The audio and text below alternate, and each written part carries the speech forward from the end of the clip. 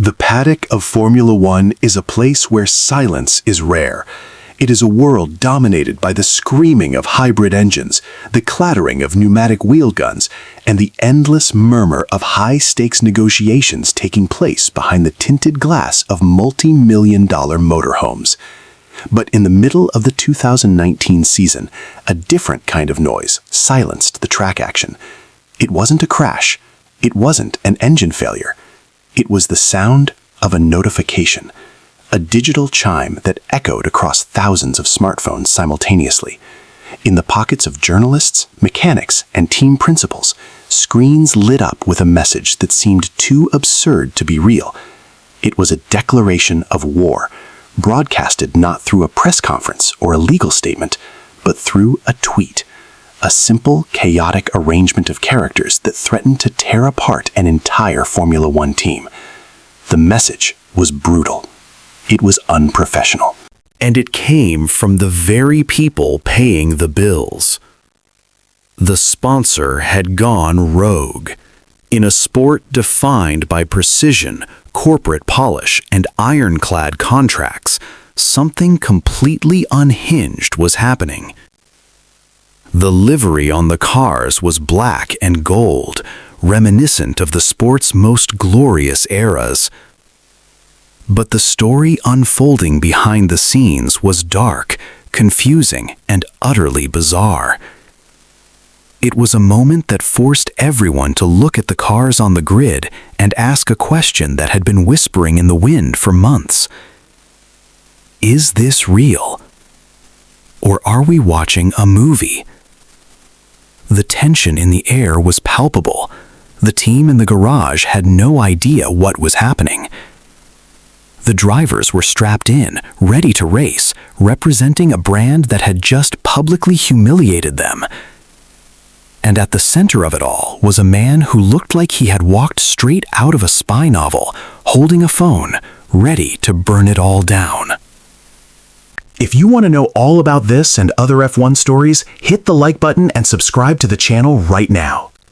To understand the sheer insanity of what happened in 2019, we have to step back and look at the landscape of Formula One. This is a sport that runs on money. It is the lifeblood of every chassis, every wing, and every piston. For independent teams, finding a title sponsor is not just a business goal, it is a matter of survival. It is the difference between developing a competitive car and languishing at the back of the grid. Enter the year 2019. The Haas F1 team, the American outfit that had surprised the world with its efficient model, was looking for that next step. They needed a partner, they needed cash, and they found it in the most unlikely of places. They found it in a company called Rich Energy. Now, imagine an energy drink company that no one has ever seen for sale. Picture the aisles of your local supermarket, the shelves of gas stations, the coolers in bars. You see Red Bull, you see Monster, you see the giants of the industry. But Rich Energy? It was a phantom, it was a ghost. Yet here they were, promising millions of dollars to place their stag logo on the side of a Formula One car. The figurehead of this mysterious enterprise was even more enigmatic than the product itself. The company was led by a CEO named William Storey. In a paddock filled with clean-shaven, corporate executives in crisp white shirts, Storey was an anomaly. He stood out like a flare in a dark room. With a massive beard, long hair, and an intense gaze, he didn't look like a beverage distributor. He looked like a James Bond movie villain. The aesthetic was undeniable. The beard, the swagger, the presence, it all felt scripted. The Haas cars were painted in a stunning black and gold livery, evoking memories of the legendary Lotus John Player special cars of the past. It looked magnificent. On the surface, it was a marketing coup, but beneath the glossy paint, the foundation was made of sand. As the season progressed, the whispers began. Where can I buy this drink? Journalists went on hunts, scouring shops in the UK and across Europe, often coming empty-handed. The cans were elusive. Some claimed to have seen them, others were convinced they were mere props. The narrative began to shift from, "Who is this exciting new sponsor?" to, Does this sponsor actually have a business? The tension mounted with every race. Formula One is a cruel environment. If you don't perform, you are criticized. But usually, that criticism comes from the media or the fans. It rarely comes from the name printed on your own side pods. Then came the moment that turned a strange situation into a viral sensation. It came out of nowhere. There was no press release sent to the major agencies. There was no joint statement. Instead, the profile of the brand on Twitter, the official voice of a multi-million-dollar sponsor, lit up with a shocking announcement. The tweet was blunt. It was aggressive. It announced that Rich Energy had rescinded the contract with Haas due to poor performance. Let that sink in for a moment. In the hyper-legal world of F1, where contracts are hundreds of pages long and disputes are settled in arbitration rooms by lawyers charging thousands of dollars an hour, the sponsor decided to fire the team via a tweet. It was unheard of. It was the corporate equivalent of a breakup text sent in the middle of a wedding. The reasoning was just as stinging. Due to poor performance. They were publicly shaming the team they were paying.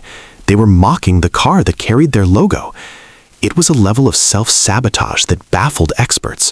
Why would a sponsor want to devalue their own investment? Why would you paint your partner as incompetent to the entire world? The plot twist, however, was just beginning. As the internet exploded with memes and shock, inside the Haas motorhome, confusion reigned. The team didn't know anything. Gunther Steiner, the team principal, and the entire Haas management were blindsided. They woke up to the same tweet as the rest of us. They had contracts, they had payment schedules, they had a legal agreement that couldn't simply be dissolved by 280 characters on a social media platform. The disconnect between the digital world of William Storey and the legal reality of the Haas F1 team was absolute. What followed was a public washing of dirty laundry that the sport had rarely seen. It wasn't just a dispute, it was a spectacle. It became a soap opera played out in real time. The corporate structure of Rich Energy began to fracture in public view. While William Storey was firing shots on Twitter, the other investors in Rich Energy were frantically trying to save the ship. They were trying to salvage the deal. Reports started flooding in that the shareholders were trying to fire the CEO. They issued statements saying the tweet was rogue, that the deal was still on, that Storey did not speak for the company. It was a civil war. On one side, you had the Bond villain CEO doubling down on his rhetoric. On the other side, faceless investors trying to maintain some semblance of professionalism. And in the middle, the Haas F1 team trying to prepare a race car while their main sponsor imploded on the internet. William Storey, true to his persona, did not go quietly.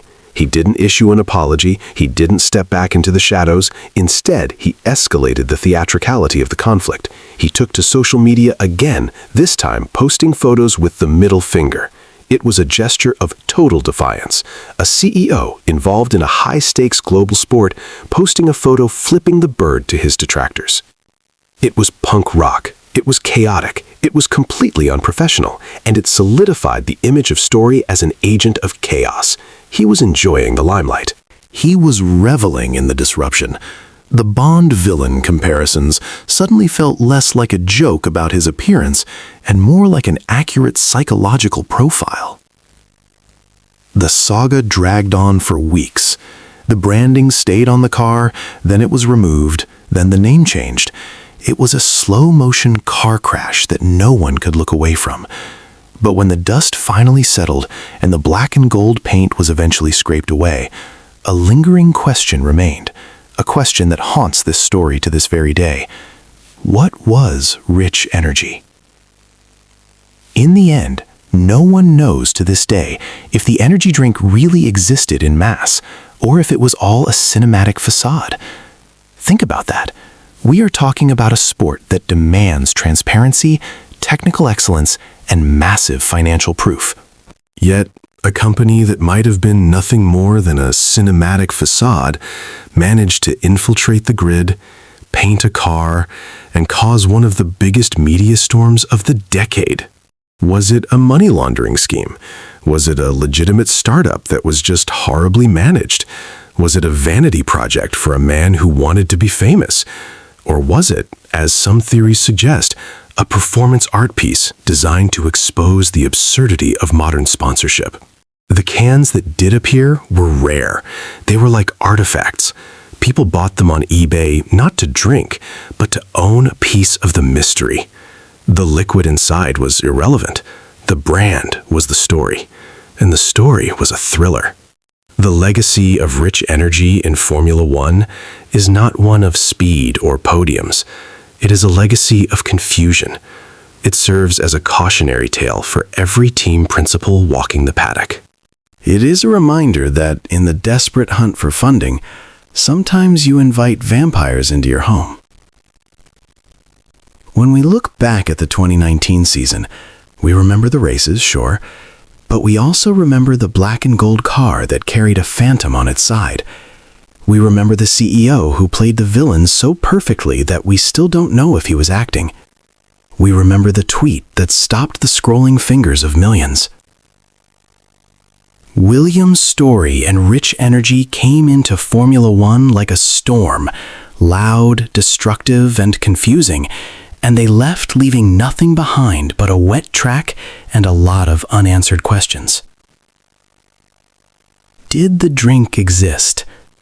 Perhaps it doesn't matter, because for a brief, chaotic moment, the illusion was real enough to fool the fastest sport on Earth.